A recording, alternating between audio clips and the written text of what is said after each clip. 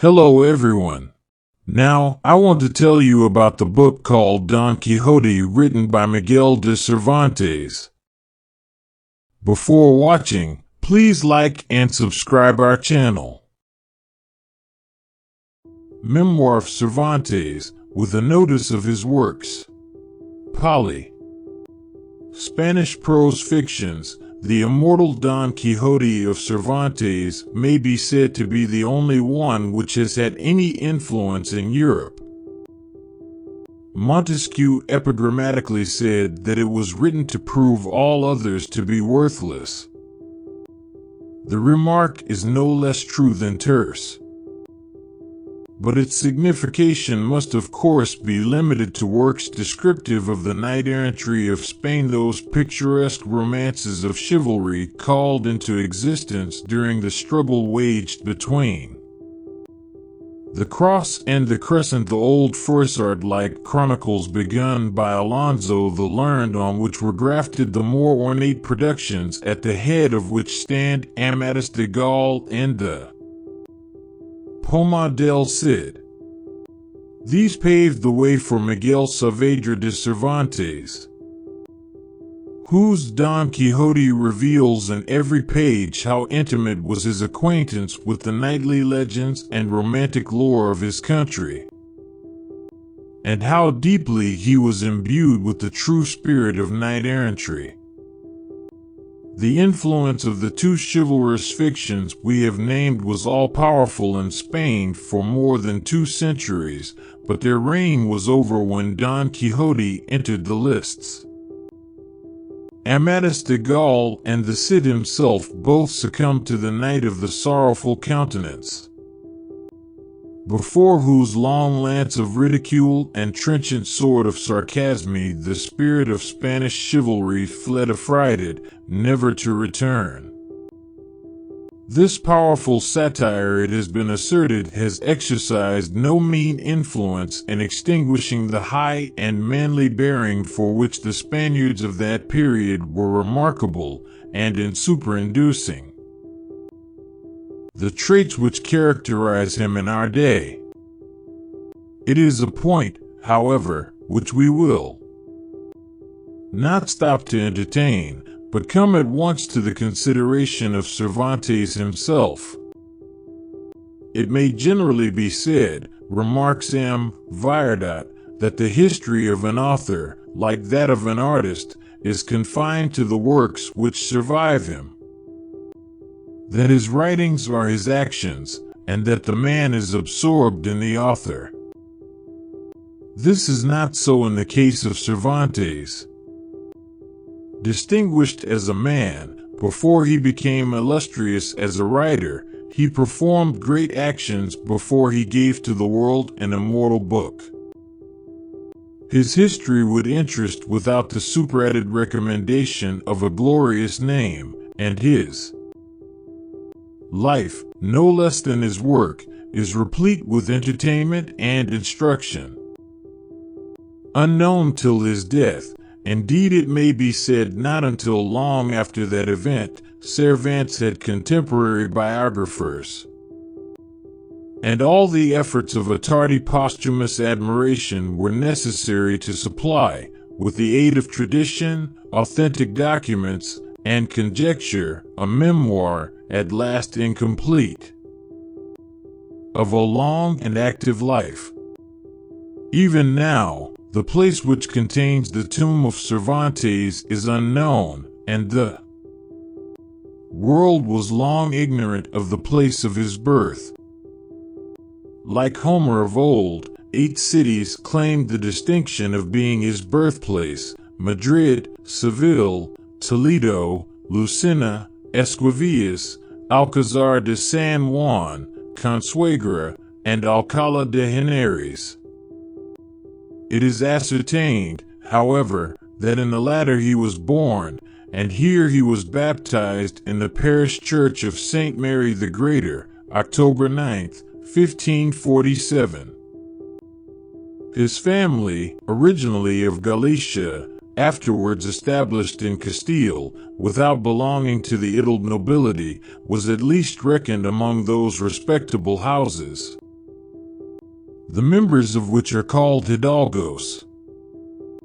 From the 13th century, we find the name of Cervantes mentioned with honor in the annals of Spain.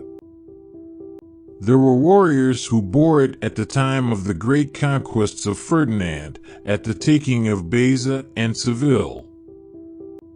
They had a share in the territorial divisions then made, when they repeopled with Christians the lands evacuated by the Moors.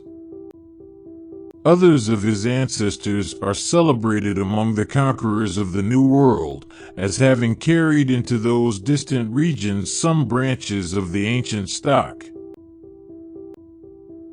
Hoyos. This person, as regent of the college, was directed by the municipality of Madrid to compose allegories and devices, which were to adorn in the church of Los Descalzos Reals the mausoleum of Queen Elizabeth of Valois on the occasion of the magnificent funeral ceremony celebrated there on the 24th of October.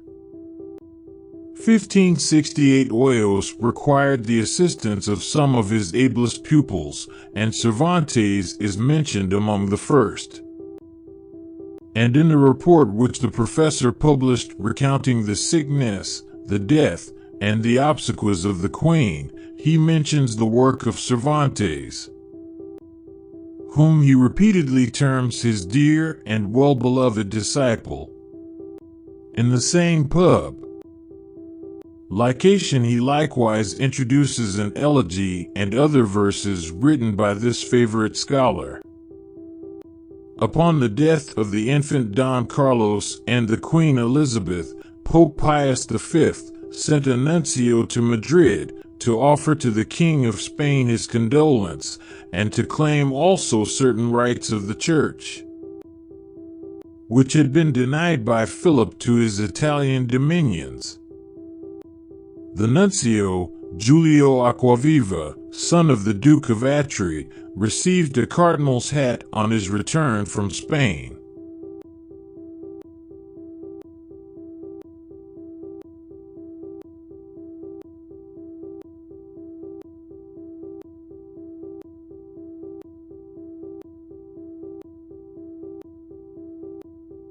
His mission was anything but agreeable to Philip, and in consequence the delegate of the Pope made but a short stay at Madrid.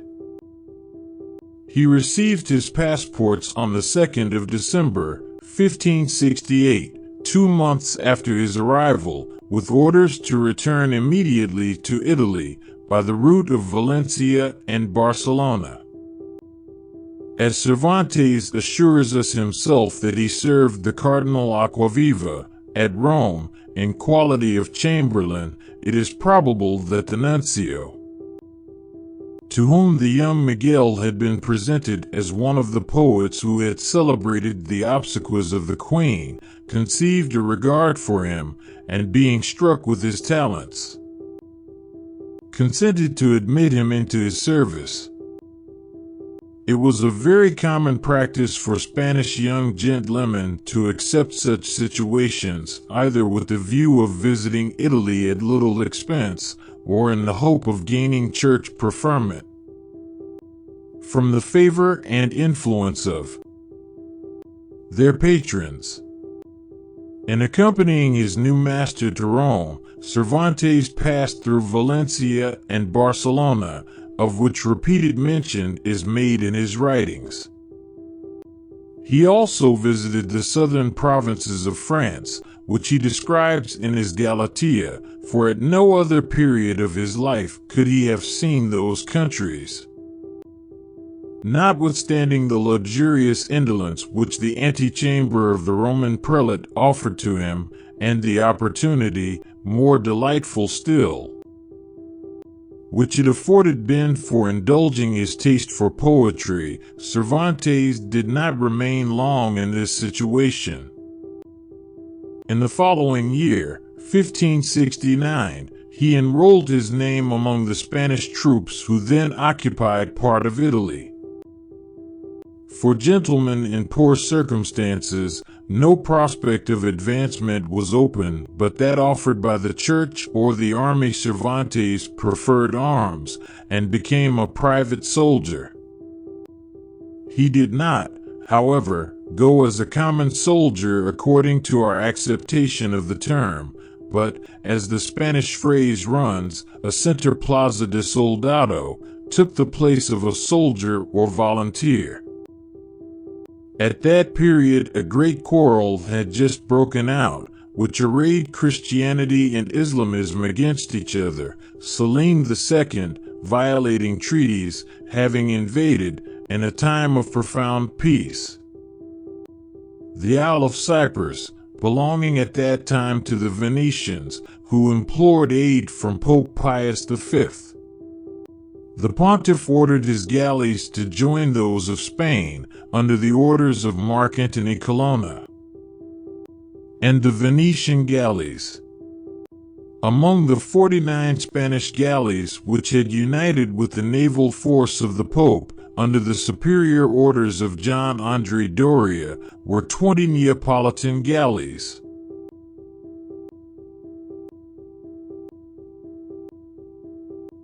Commanded by the Marquis of Santa Cruz.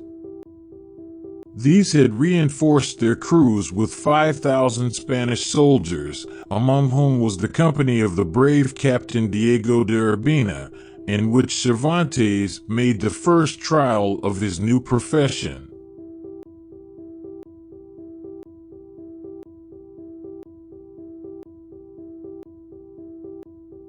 Of the military achievements of Cervantes, little is on record. In the memorable Battle of Lepanto, his galley, the Marquesa, boarded the captain of Alexandria, killed nearly 500 Turks, with their commander, and captured the royal standard of Egypt. In this conflict, Cervantes received 3 arquebus wounds, 2 in the breast and 1 in the left hand, which was maimed ever after. Cervantes never regretted the loss of his hand, but often declared that he applauded himself for having paid this price, that he might be counted among the soldiers of Lepanto. He loved to show his wounds, received, as he would say, on the most glorious occasion which had occurred in that century, or in those which had preceded it, or which, it could reasonably be hoped, would be witnessed for ages to come, a triumph, which was among the stars destined to guide future warriors to the haven of honor. Cervantes, sick and wounded, was compelled to remain 6 months in the hospital of Messina. Don Juan, who had taken the most lively interest in his fate since the battle, did not forget Cervantes in his sad retreat. Mention is made of little pecuniary grants sent to him from the pay office of the fleet, under date of the 16th and 25th of January, and the 9th and 17th of March, 1572. Subsequently, when Cervantes had regained his health, an order of the Generalissimo, addressed on the 29th of April to the official paymaster of the fleet, gave the high allowance of 3 crowns per month to the soldier Cervantes, who served in a company of the regiment of Figueroa. It appears, however, that his wound was not so severe as to incapacitate him from further service, for in the disastrous campaign on the coast of the Morea in the following year, we find he also bore a part. He was subsequently engaged in the expedition to Goleta, and his company was among those chosen to take possession of Tunis. Thence he returned to Palermo with the fleet, and when he arrived in Italy he obtained from Don John permission to return to Spain, having been absent 7 years. From his connection with these military expeditions, Cervantes was enabled to travel through Italy. He visited Florence, Venice, Rome, Naples, Palermo, and the College of Bologna, founded for Spaniards by Cardinal Albornoz. He acquired the Italian language and applied himself assiduously to the study of Italian literature. Cervantes at that period was 28 years of age, and, having borne the fatigues of 3 campaigns, might reasonably hope in approaching the court to receive a recompense for his brilliant services. Don Juan of Austria gave him letters to the king, in which he entreated Philip to confer on him the command of one of the companies then in the course of being raised in Spain to serve in Italy or Flanders. The Viceroy of Sicily, Don Carlos of Aragon, Duke de Sisa, recommended also to the favor of the king and his ministers a soldier, till then neglected, who had won by his valor, his wit, and his exemplary conduct, the esteem of his comrades and also of his commanders. Provided with such powerful recommendations, Cervantes embarked at Naples in the Spanish galley El Sol, with his elder brother, Rodrigo, a soldier like himself, the general of artillery. Pedro Diaz Carrillo de Quesada, the late governor of Goleta, and many other military officers of distinction, who were, like himself, returning to their country. But new trials awaited Cervantes. For on the 26th of September, 1575, the galley El Sol was captured by an Algerine squadron, and with the rest of his countrymen conducted in triumph to the port of Algiers, where the captives were divided among their conquerors. That's all about this video. We'll upload more interesting videos from this channel, so don't forget to do like and subscribe to our channel.